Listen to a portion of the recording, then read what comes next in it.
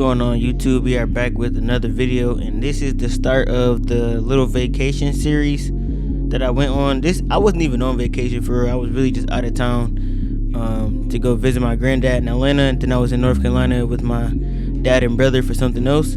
So I figured why not get content while I'm out here. So I do got a couple of cuts from North Carolina and a couple of cuts from Atlanta that I will be showing you guys and walking you guys through it, and just basically showing you guys what I did while I was out there. So to do this video, we're just doing a waiver. This is actually my guy Big Mike. He used to live in Buffalo with me, but now he lives in North Carolina. And this is the first cut I did while I was out there. He just got like a really compressed low taper with slight enhancements because his hair is dyed, and the enhancements isn't the same color as the hair. So we did only use a little bit of that. But we are just going to do a 2 open on the crown, and I think a 2 close on the rest of his head before we start going into the taper.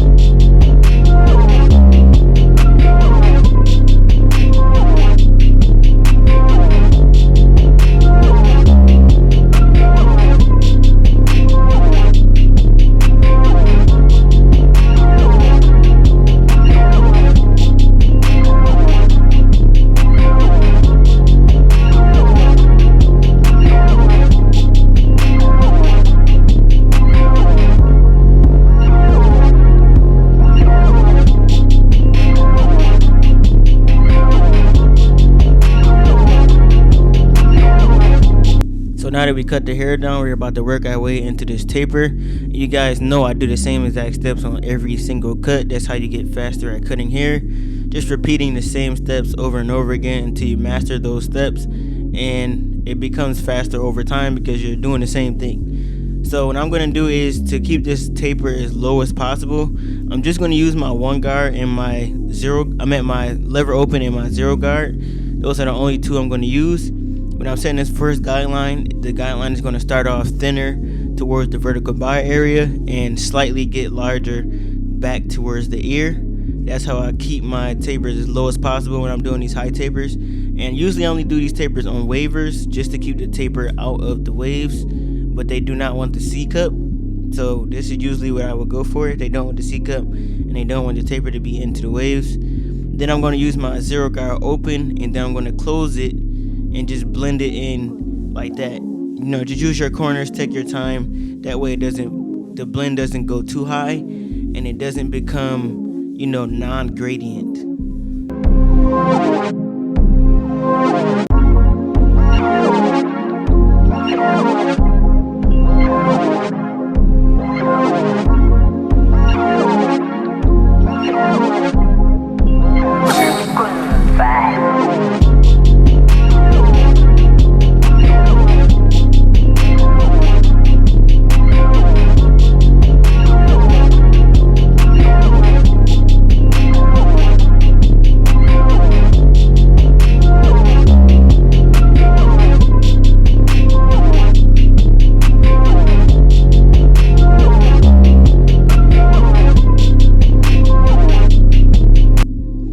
Also, if you have made it this far, man, make sure y'all hit that subscribe button, okay? All my new viewers, we need to get to 100K. You know what I'm saying? It's way past due. We need to get moving on that subscriber count. So if you guys could definitely help me out, get me to that 100K by the end of the year. I definitely want to have it this year, okay? If I don't get it this year, I'm gonna be tight, man. So I am gonna start putting out a lot more content for you guys. So stay tuned for that. I'm gonna get a lot more consistent, just putting out a lot of videos for you guys to watch and a lot of content. So if you guys are looking forward to that, definitely comment that down below. Also, if you guys are looking to make your own content, you can hit that link in the description of this video.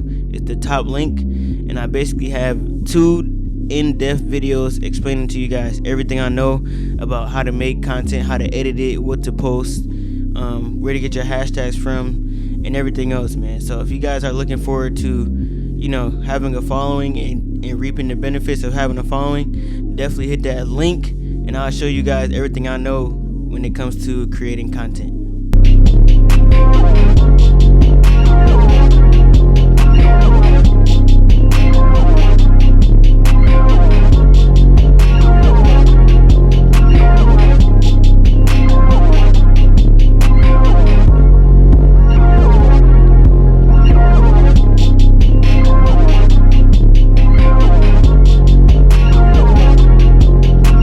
So in the back, because I have more room to work with, I'm not going to just use the 2 guards. Well, basically the 1 guard, only 1 guard and the blade. I'm actually going to do my steps in the back just because there's more room to work with. This taper is going to be higher just because of the do-rag line. So you guys definitely make sure you guys use this formula when cutting serious wavers, like people that take this stuff serious. You can definitely tell the difference between like how the hair texture looks and how the waves are looking.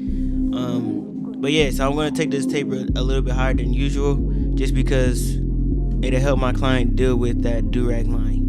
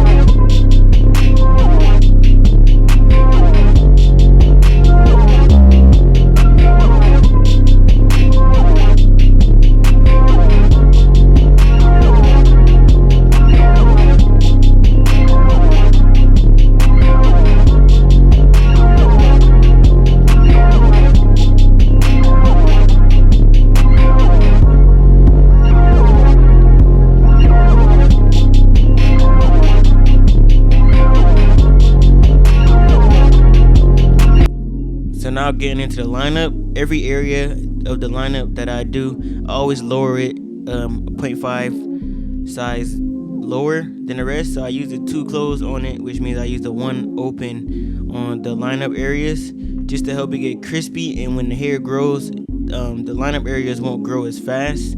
Also, it just gives it a real cleaner look, and it helps the taper from the side to the back flow all together so they don't look out of place.